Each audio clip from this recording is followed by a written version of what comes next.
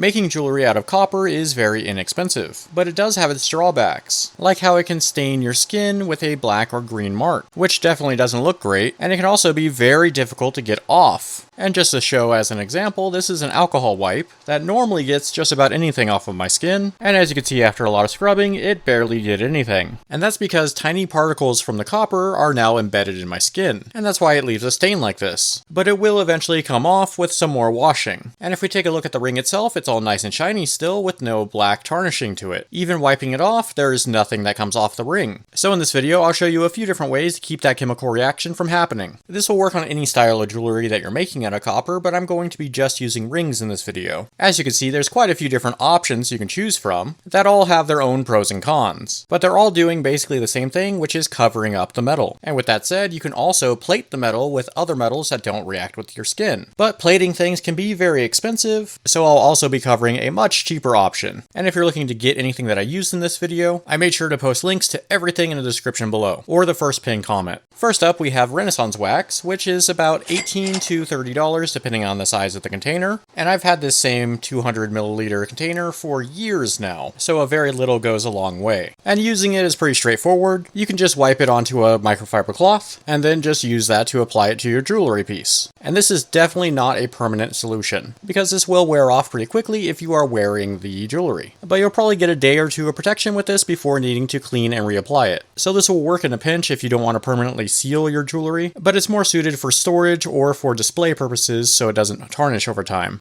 But our second option is a little bit more permanent, seeing that it's a clear coat of lacquer or paint. I personally use the lacquer because it's usable for a very long time. When it comes to the paint, it has to be activated, and once this can is activated, it's only good for about 48 hours. And this is done by using the red part on the top of the cap, on the bottom part of the can. There's also a 1K option that doesn't need to be activated, and you can keep this around just like you would the lacquer. The only real difference is the 2K version is much stronger, and will put up with a lot more over time. And that's mostly because this is used for automotive applications. But whatever you decide to use, make sure you do it in a well-ventilated area. I'm doing it outside, as you can see. And I'm using some very thin copper wire to hold my rings in place. And I'm just going to lightly spray the rings with a thin coat, so I don't get any weird drips or thick spots. And I'll let this dry a little bit and apply a few more coats. And once everything is completely dried, I have 2 completely sealed rings. This will last a long time, but it's still a thin coat. So if you're looking for something a bit thicker, you can always use a UV resin like these. And once they're cured, they're pretty rock hard. There are different ways that you can apply the resin, but my favorite way to do it is to just dip it into the container, and this one has a big enough opening that I can dip rings in it. It's also used for making fishing lures, so it should be pretty durable. With that being said, with this being UV resin, you need UV light to cure it. So you can use a UV flashlight like this one, which would be more controlled, or you could leave it in the sun, and there's other options of course, like nail curing machines, or the setups for curing 3D printed stuff. It would just kind of depend on the quantity that you're going to be doing at once. But anyways, doing the dipping method is pretty straightforward. I'm just going to use some thin copper wire and loosely wrap it around the ring, making sure it does a full loop so it doesn't fall off into the resin. And then just dip it in until it's fully submerged and slowly pull it out. This resin is very thick, so I'm going to let it drip dry for a while back into the container. And I have it set up on a tripod like this, and it took about half an hour for it to drip most of it off. Even after all that, it'll have a small drip at the bottom, and I use a toothpick to kind of move the ring and blend in that bit before turning the UV light onto it and kind of curing everything in place real quick. And I'm just doing this enough so I can take it off of the thin copper wire and fully cure it, because if I don't, it will get stuck to the wire. And with it off, I threw it into this silicone cup because it's not going to stick to it, and I just put my UV flashlight on top of it for about 10 minutes per side. But after it's all cured up, you can see that the whole ring is completely sealed now. There is a small part on the inside that I do need to clean up a little bit, and that's where the wire was, and it's pretty easy to remove with a file or sandpaper and then a quick polish. And if you happen to remove too much material, you can always add resin back on and cure that area again. But if you're not really interested in using these clear coatings, you can always use metal. And the only thing you really need to apply this is a Q-tip, and just make sure you wear gloves when using this. You do need to shake up the bottle before using it, especially if it's been sitting for a long time. And with just a really quick dip of our Q-tip into it, it's ready to go. From there, all you have to do is wipe it onto your metal. But keep in mind your metal surface needs to be as clean as possible when doing this, so no dirt or oil or wax on it. On top of that, make sure that you have the finish you want on your material, because you're only applying a very thin layer of silver to this. And if you try to polish it after the fact, it will just take it off. And this is plating using a chemical reaction, so if you get it anywhere on the ring, it's going to start plating it instantly. So if you need to be really precise, you can always use a paintbrush. And I did this more on the messy side of things, so I can show you that it can be cleaned up. So you can go from this to this. So you get to keep that nice copper look, but on the inside you have a nice protective layer. But with this option, you are only limited to silver. But if you're looking for more metal options, a plating pen is probably going to be your best bet. But this is kind of expensive to get started with, seeing that this plating pen is $245. There's also a disposable plating pen option, and it can be used multiple times, but it doesn't have a rechargeable battery built into it. So once it dies, it dies. But either way, these pens can't really do anything without a plating solution. And unfortunately, this doesn't come cheap either, seeing that each container starts around $100 and goes up from there. But all of this does go a very long way, and you can also use it to add color to your work. So let me show you how to do that using this flower ring. Using it is pretty straightforward. All you have to do is clip on this negative lead to your ring, and it really doesn't matter where you put it as long as it's touching the metal. Then you just need to pick out your plating solution that you're going to be using, and make sure you have the proper voltage set, because different materials require different voltages, and they typically have that listed on the website. These tips for the pin are replaceable, and should only be used with one plating solution, so make sure to switch them out and never cross-contaminate. And then it's just as easy as brushing it on where you want it to go, and you'll slowly be able to see the inside of the ring go from a copper to a yellow gold. And it is a little hard to see because of the contrast of the two materials, but the inside of this ring is completely coated now, and it shouldn't react with your skin. I can also quickly add gold accents to the inside of the flower, and you can be pretty precise with these pin tips as well, which comes in really handy. And if you need something even smaller than this, there is something available. But whatever you're using, make sure you wash it off whenever you're done using some hot soapy water, and you can see that just the inside of the flower is coated in gold now. So definitely a good way to make a mixed metal looking piece without actually having to use the mixed metals. But if you want to go for more of a stark difference, you can always use black rhodium. And not only will it turn it a dark black, but rhodium is also a very hard metal, so it tends to protect against scratches. And if you really wanted to, you could fully plate whatever you're working on. It's obviously not the most efficient way to do it, but it can be done if you need it to be. As you saw in this video, there's a lot of different ways to keep your copper from staining your skin. And I just wanted to share all the options that I could think of, and you should be able to pick what best fits your situation, along with whatever budget you're working with. Unfortunately, your best way of doing this is to use rose gold, which is very expensive. Or, of course, don't use copper at all. With that being said, and if you like the design of this flower ring, you might want to check out my next video, because I'm going to show you exactly how to make one out of silver and brass. It's not going to be available when this video goes live, so if you don't want to miss that, feel free to subscribe to this channel, but when that video does go live, I will make sure to have an end card